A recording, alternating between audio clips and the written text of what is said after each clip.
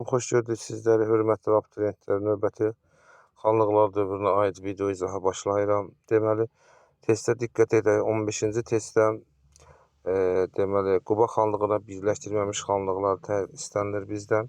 Bu xanlıqlardan biri deməli, diqqət edəcək xəritəyə. Qarabağ xanlığıdır. Biri də Şəki xanlığıdır. Və testə diqqət etsək, testin şərti işarələnmiş ərazidə bu ərazilər aiddir. Cavab burada B variantıdır. Sonra Azərbaycana birləşdirilməsi uğrunda mübarizə aparan xanlıqlar. Azərbaycanın birləşdirilməsi uğrunda mübarizə aparan xanlıqlardan biri demək olar ki, biz götürsək deməli Qarabağ xanlığıdır.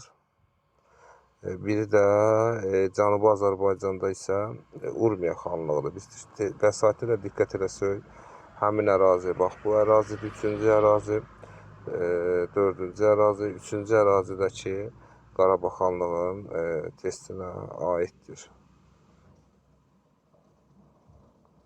Növbəti testə diqqət edək.